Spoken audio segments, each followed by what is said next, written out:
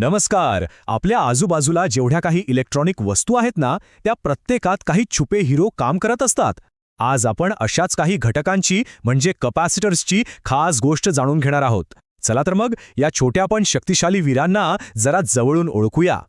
कधी विचार केलाय का की एका सर्किट बोर्डवर हजारो छोटे छोटे घटक एकत्र काम करत असतात, पण मग इंजिनियर्स एखाद्या विशिष्ट कामासाठी नक्की योग्य घटक कसा निवडत असतील?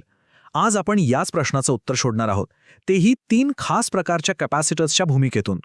चला भेटूया आपल्या पहिल्या भूमिकेला, पेपर कपॅसिटर. याला आपण हाय व्होल्टेज कामांसाठीचा एक भरभक्कम वर्क हॉर्स म्हणू शकतो, जो कोणत्याही आव्हानात्मक परिस्थितीत अगदी सहज टिकून राहतो. याची सगळ्यात मोठी खासियत म्हणजे हा तब्बल 2000 व्होल्टपर्यंतचा दाब सहज सहन करू शकतो. पण याची एक मोठी अडचण आहे, ती म्हणजे ओलावा. या ओलाव्यामुळे याचं इन्सुलेशन खराब होतं आणि तो थोडा महागही असतो. म्हणूनच जिथे विजेचा दाब आणि प्रवाह खूप जास्त असतो ना, फक्त तिथेच याचा वापर केला जातो. पण जरा विचार करा, काय होईल जर या कॅपॅसिटरमध्ये स्वतःला दुरुस्त करण्याची क्षमता आली तर? आश्चर्य वाटलं ना? पण हे खरंच शक्य आहे. यामागची सगळ्यात रंजक गोष्ट आहे सेल्फ हीलिंगची संकल्पना. मेटलाइज्ड पेपर कपॅसिटरमध्ये होतं काय की जर डायइलेक्ट्रिकमध्ये काही कमजोरीमुळे छोटीशी ठिणगी उडाली, तर त्या जागेवरचा धातूचा पातळ थर लगेच वितळून जातो. यामुळे तो खराब भाग आपोआप वेगळा होतो आणि कपॅसिटर निकामी होण्यापासून वाचतो. म्हणजे जणू काही भिंतीला तडा जाताच ती स्वतःहून भरली जाते. इन्क्रेडिबल नाही का? ही प्रक्रिया अगदी 4 सोप्या टप्प्यांमध्ये होते. बघा, पहिलं, कागदाच्या डायइलेक्ट्रिकमध्ये एक कमकुवत बिंदू सापडतो. दुसरं, तिथे एक क्षणिक ठिणगी उडते. तिसरं, त्या ठिणगीभोवतीचा धातूचा थर वाफ बनून उडून जातो. आणि चौथं, तो दोषपूर्ण भाग वेगळा होतो आणि कपॅसिटर आपलं काम पूर्वीसारखंच चालू ठेवतो. हे तंत्रज्ञान म्हणजे खरंच एक प्रकारची जादूच आहे. चला आता आपल्या दुसऱ्या भूमिकेकडे वळूया. हा आहे मायका कपॅसिटर. हाय फ्रिक्वेन्सीमधला एक खरा स्पेशलिस्ट, जो आपल्या अचूकतेसाठी आणि स्थिरतेसाठी ओळखला जातो. आणि गंमत म्हणजे या कॅपॅसिटरची गोष्ट सुरू होते एका नैसर्गिक खनिजापासून, मायका म्हणजेच अभ्रक. आणि हे खनिज आपल्या भारतात मोठ्या प्रमाणात आढळतं. म्हणजे बघा, एका नैसर्गिक देणगीतूनच हा महत्त्वाचा इलेक्ट्रॉनिक घटक तयार होतो. मायका कपॅसिटरमध्येही कालांतराने बरीच सुधारणा झाली आहे. सुरुवातीला स्टॅक्ड मायका प्रकार होता, ज्यात अभ्रकाच्या थरांमध्ये धातूचे पत्रे असायचे. पण त्यात अडचण अशी होती की त्यात हवेची पोकळी राहण्याची शक्यता होती. मग यावर मात करण्यासाठी आला मेटलाइज्ड मायका. यामध्ये अभ्रकावर थेट चांदीचा थर दिला जातो. त्यामुळे काय होतं की पोकळी नाहीशी होते आणि कपॅसिटर अधिक स्थिर आणि आकारानेही लहान बनतो. याची मुख्य वैशिष्ट्ये म्हणजे हा 500 व्होल्टपेक्षा जास्त व्होल्टेजवर काम करू शकतो. आणि सगळ्यात महत्त्वाचं म्हणजे वेळेनुसार याचे गुणधर्म बदलत नाहीत. म्हणूनच तो खूप स्थिर असतो. आणि याच कारणामुळे रेडिओ फ्रिक्वेन्सी सर्किट्समध्ये जिथे सिग्नल जोडण्याची किंवा स्थिर ठेवण्याची गरज असते, तिथे याचा प्रामुख्याने वापर केला जातो. आणि आता आपली तिसरी आणि शेवटची भूमिका, सिरॅमिक कपॅसिटर. हा तर एक अष्टपैलू खेळाडू आहे, जो आजच्या जवळजवळ प्रत्येक आधुनिक उपकरणात हमखास सापडतो. आपल्या हातातल्या मोबाईल फोनपासून ते घरातल्या टेलिव्हिजनपर्यंत हे लहान तपकडीच्या आकाराचे घटक खरंच सर्वत्र आहेत. ते इतके सामान्य आहेत की आपण नकळतपणे रोजच्या रोज त्यांचा वापर करत असतो. पण हे बनवण्यासाठी किती तापमान लागत असेल याचा कधी विचार केलाय? तब्बल 800 अंश सेल्सिअस. बापरे, या प्रचंड तापमानात सिरॅमिकला भाजून एका विश्वासार्ह इलेक्ट्रॉनिक घटकात बदललं जातं. याचं कारण असं की नैसर्गिक सिरॅमिकमध्ये काही अशुद्धता असतात. त्यामुळे त्यावर प्रक्रिया करून एक असं स्थिर मटेरियल मिळवलं जातं, जे ठरवलेला विजेचा दाब अगदी सहज सहन करू शकेल. ही प्रक्रियाच त्याच्या विश्वासार्हतेची गुरुकिल्ली आहे. याची क्षमता तर अफाट आहे. अगदी कमी क्षमतेपासून ते खूप जास्त क्षमतेपर्यंत वीज साठवण्याची ताकद, खूप वेगवान सिग्नल्सवर काम करण्याची क्षमता आणि 150 अंश सेल्सिअसपर्यंतचं तापमान सहन करण्याची शक्ती. या सगळ्यामुळे तो विविध सर्किट्समध्ये वापरला जाणारा सर्वात लोकप्रिय पर्याय बनला आहे. तर आतापर्यंत आपण या तिन्ही कपॅसिटर्सना ओळखलं. आता वेळ आलीये यांची थेट तुलना करायची, जेणेकरून त्यांचं महत्त्व आणि त्यांची निवड प्रक्रिया आपल्याला आणखी स्पष्ट होईल. सोप्या शब्दात सांगायचे झाल्यास, पेपर कपॅसिटर हा हाय व्होल्टेजसाठीचा वर्कहॉर्स आहे, मायका कपॅसिटर हा हाय फ्रिक्वेन्सीसाठीचा स्पेशलिस्ट आहे, आणि आपला सिरेमिक कपॅसिटर हा सर्वसाधारण कामांसाठीचा एक अष्टपैलू खेळाडू आहे. प्रत्येकाची स्वतःची एक खास जागा आणि एक खास भूमिका आहे. तर यातला सगळ्यात महत्त्वाचा मुद्दा हा आहे की कोणता कपॅसिटर सर्वोत्तम आहे हा प्रश्नच नाहीये. खरा प्रश्न हा आहे की विशिष्ट कामासाठी कोणता कपॅसिटर सर्वोत्तम आहे. आणि हीच निवड म्हणजे इंजिनिअरिंग आणि मटेरियल सायन्स यांच्यातलं एक सुरेख संतुलन आहे. तर मग पुढच्या वेळी जेव्हा एखादा इलेक्ट्रॉनिक उपकरण उघडलेलं दिसेल तेव्हा त्यातल्या त्या छोट्या छोट्या घटकांकडे जरा निरखून बघा. ते त्यांच्या डिझाईन आणि कामाबद्दल कोणती गोष्ट सांगत आहेत याचा विचार नक्की करा.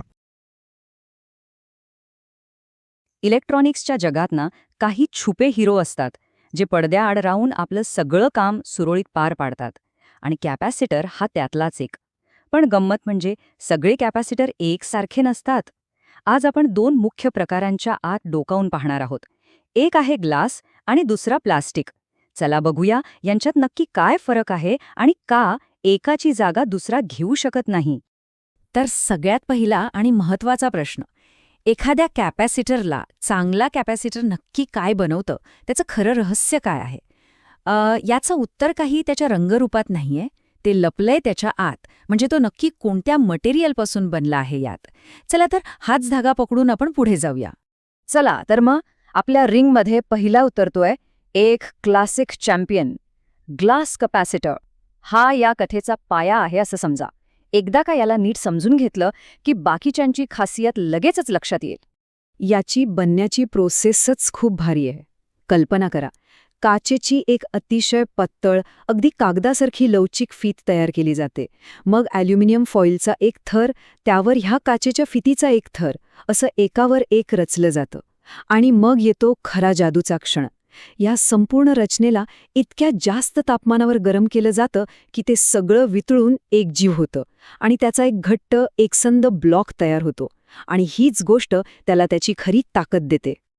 आणि या अनोख्या रचनेमुळेच याला मिळतात काही सुपर पॉवर्स.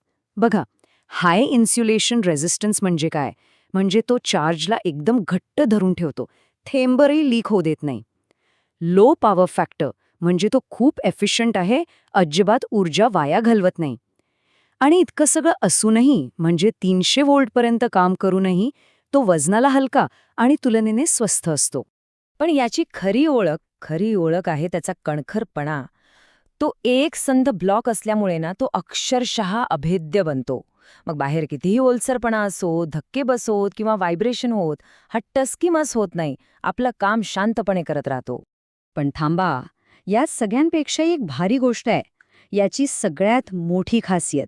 आणि ती म्हणजे कोणत्याही तापमानात काम करण्याची याची अविश्वसनीय क्षमता. अगदी -55 डिग्री सेल्सिअसच्या गोठवणाऱ्या थंडीपासून ते थेट 200 डिग्रीच्या भाजून काढणाऱ्या उष्णतेपर्यंत ही रेंज खरंच अविश्वसनीय आहे.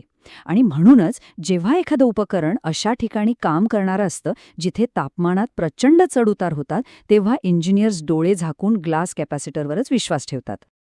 तर ग्लास हा एक ऑलराऊंडर आहे, यात शंकाच नाही. पण कधी आपल्याला ऑलराऊंडर नाही तर स्पेशलिस्ट लागतो. म्हणजे एखाद्या विशिष्ट कामासाठी खास कौशल्याची गरज असते. आणि तिथेच एंट्री होते प्लास्टिकच्या दुनियेची. बरोबर, कारण प्लास्टिक हे एक नाव नाहीये, ते एक अख्खं कुटुंब आहे. आणि या घरातल्या प्रत्येकाची स्वतःची एक वेगळी ओळख आहे, एक वेगळी सुपर पॉवर आहे जी त्याला इतरांपेक्षा खास बनवते. चला तर मग या कुटुंबातल्या काही महत्त्वाच्या सदस्यांना भेटूया आणि बघूया त्यांच्यात काय खास आहे, ते रिंगमध्ये नक्की काय नवीन घेऊन येतात. पहिला आहे पॉलिस्टायरीन. याला आपण परफेक्शनिस्ट म्हणू शकतो. का? कारण याचे 2 गुणधर्म पहा. अत्यंत हाय इन्स्युलेशन रेझिस्टन्स आणि अत्यंत कमी डायइलेक्ट्रिक ॲब्झॉर्प्शन. आता सोप्या भाषेत सांगायचं तर हा जेवढा चार्ज घेतो तेवढ्याच्या तेवढा परत करतो. एक कणही इकडे तिकडे नाही. अगदी परफेक्शनिस्ट. आणि याच अचूकतेमुळे रेडिओ फ्रिक्वेन्सीसारख्या सेन्सिटिव्ह सर्किटसाठी हा एकदम परफेक्ट आहे. तो स्थिर राहतो, आर्द्रतेचाही त्याच्यावर फार परिणाम होत नाही. पण प्रत्येक हिरोची एक कमजोरी असते नाही का? याची अडचण आहे तापमान. याची मर्यादा फक्त 80 डिग्री सेल्सिअस आहे. आणि कधीकधी याचं काम साध्य करण्यासाठी याचा आकार मोठा असू शकतो. पण विचार करा, जिथे 80 डिग्री सेल्सिअसने कामच चालणार नाहीये, म्हणजे सर्किटला जर अजून जास्त गरमी सहन करायची असेल तर कोण येणार मदतीला? इथे मैदानात उतरतो हाय टेम्परेचरचा बादशाह PTFE, ज्याला आपण सगळे टेफ्लॉन म्हणून ओळखतो. याचे गुणधर्म पॉलिस्टायरीनसारखेच उत्तम आहेत, पण हा उष्णतेला घाबरत नाही. उलट हा तब्बल 250 डिग्री सेल्सिअसमध्ये सुद्धा एकदम आरामात काम करतो. पण या पॉवरची एक किंमत आहे, आणि ती पण मोठी. एक तर टेफ्लॉन खूप महाग आहे, आणि दुसरं म्हणजे हाय व्होल्टेजवर याचे थोडे नखरे आहेत, जसं की पुअर कोरोना रेझिस्टन्स. त्यामुळे हे एक शक्तिशाली पण महागडं शस्त्र आहे, जे इंजिनियर्सनं खूप विचार करूनच वापरावं लागतं. आणि मग आहे मिलेनिक्स, म्हणजे आपला पॉलिस्टर. याला असं समजा की हा जुन्या पेपर कपॅसिटरचा एक नवा अपग्रेडेड अवतार आहे. काम तेच, पण जास्त तापमान सहन करण्याच्या ताकदीसोबत. म्हणून रोजच्या अनेक कामांसाठी हा एक चांगला भरोशाचा पर्याय ठरतो. तर आतापर्यंत आपण सगळ्या खेळाडूंना भेटलो. एक टिकाऊ आहे, एक अचूक आहे, तर एक उष्णतेचा बादशाह. मग इंजिनियर नक्की निवड कशी करतात? चला, सगळं एकदम सोपं करून पाहूया. ही चीटशीट म्हणजे जणू काही शॉर्टकट आहे. बघा, जिथे प्रचंड तापमान आणि विश्वासार्हता हवी, तिथे ग्लासशिवाय पर्याय नाही. जिथे अचूकता महत्वाची आहे, जसं की रेडिओ सर्किट, तिथे पॉलिस्टायरीन, पण हो, त्याच्या 80 डिग्रीच्या मर्यादेचं ध्यान ठेवावं लागतं. आणि जिथे अक्षरशः आगीशी खेळायचंय, तिथे टेफ्लॉन, फक्त खिस्सा गरम हवा. आणि बाकी सामान्य कामांसाठी मिलेनिक्स आहेच. तर या सगळ्या चर्चेचा मुद्दा काय? मुद्दा हा आहे की इलेक्ट्रॉनिक्समध्ये कधीच कुणी एक बेस्ट नसतो. खरी निवड ही नेहमी एक प्रकारची कसरत असते. परफॉर्मन्स, तापमान आणि हो, किंमत, या तिघांमध्ये बॅलन्स साधण्याची. योग्य निवड करणं हेच खरं इंजिनिअरिंग आहे. म्हणूनच पुढच्या वेळेस जेव्हा हातात फोन किंवा लॅपटॉप येईल, तेव्हा एक क्षणभर विचार करा. त्यात चमकणाऱ्या स्क्रीनच्या मागे एका छोट्याशा जगात इंजिनियर्सनी हेच निर्णय घेतलेले आहेत. आत ग्लास असेल की प्लास्टिक, आपल्या डिव्हाइसला सध्या नक्की कोण चालवतंय, हा विचार केला की तंत्रज्ञानाकडे बघायचा दृष्टिकोनच बदलून जातो, नाही का? नमस्कार. कधी कुठलं इलेक्ट्रॉनिक सर्किट उघडून पाहिलंय का? जर पाहिलं असेल तर एक घटक तुम्हाला 100% दिसलाच असेल, तो म्हणजे इलेक्ट्रोलायटिक कपॅसिटर. आज आपण याच महत्त्वाच्या घटकाबद्दल सगळं काही जाणून घेणार आहोत. त्याची रचना कशी असते, त्याचे गुणधर्म काय आहेत आणि तो कुठे वापरतात. कुठलाही पॉवर सप्लाय असो किंवा चार्जर, हा असा मोठा सिलेंडरच्या आकाराचा घटक तुम्ही नक्कीच पाहिला असेल, नाही का? हाच तो फिल्टर कपॅसिटर आहे. पण कधी विचार केलाय का की हा कपॅसिटर इतर छोट्या कपॅसिटर्सपेक्षा इतका वेगळा आणि मोठा का असतो? नक्की काय दडलंय याच्या आत? चला तर मग आज हेच रहस्य उलगडूया. तर मग या प्रवासात आपण काय काय पाहणार आहोत? सगळ्यात आधी याच्या नावातच जे इलेक्ट्रोलायटिक आहे त्याचा अर्थ काय ते समजून घेऊ. मग आपण याच्या आत डोकावून पाहू, पोलॅरिटीचा अत्यंत महत्त्वाचा नियम शिकू, त्याचे फायदे तोटे तपासू, याचा एक प्रीमियम भाऊबंद कोण आहे ते बघू, आणि शेवटी हे सगळं कुठे वापरलं जातं हे समजून घेऊ. ठीक आहे, चला तर मग एकदम बेसिकपासून सुरुवात करूया. याला हाय कॅपॅसिटी जायंट का म्हणतात आणि या इलेक्ट्रोलायटिक शब्दाचा नक्की अर्थ काय आहे? आपल्याला माहितीच की कपॅसिटरचं मुख्य काम इलेक्ट्रिकल एनर्जी साठवणं आहे. पण जिथे खूप जास्त व्हॅल्यू आणि हाय व्होल्टेजची गरज असते ना, तिथे हे इलेक्ट्रोलायटिक कपॅसिटर्स वापरले जातात. यांचं सगळ्यात मोठं वैशिष्ट्य म्हणजे हे पोलराइज्ड असतात. आता पोलराइज्ड म्हणजे काय? घाबरू नका, अगदी सोपं आहे. जसं आपल्या बॅटरीला एक पॉझिटिव्ह प्लस आणि एक नेगेटिव्ह मायनस टोक असतं ना, अगदी तसंच यालाही असतं. याचा सरळ सरळ अर्थ हा आहे की हा फक्त आणि फक्त डीसी सर्किट्समध्येच वापरता येतो, जिथे व्होल्टेजची दिशा ठरलेली असते. चला, आता सगळ्यात इंटरेस्टिंग पार्टकडे वळूया. याच्या आत डोकावून पाहूया. बाहेरून जरी हा एक साधा डबा वाटत असला, तरी आतून याची रचना एखाद्या स्विस रोलसारखी असते. हो, तुम्ही अगदी बरोबर ऐकलं. एखाद्या स्विस रोलप्रमाणे याच्या आत एकावर एक थर रचून त्याची गुंडाळी केलेली असते. आणि याच रचनेमुळे कमी जागेत खूप जास्त कॅपॅसिटन्स मिळवणं शक्य होतं. चला, हे 4 थर एकामागून एक पाहूया. पहिला आहे ॲनोड, जो ॲल्युमिनियमच्या फॉइलचा बनलेला असतो. आता खरी गंमत इथे आहे. या ॲनोडवर एक केमिकल प्रोसेस करून ॲल्युमिनियम ऑक्साईडचा एक अतिशय पातळ थर तयार केला जातो. सोप्या भाषेत सांगायचं तर हा एक प्रकारचा नियंत्रित केलेला गंज आहे. आणि हेच तर इंजिनिअरिंगचं जादू आहे.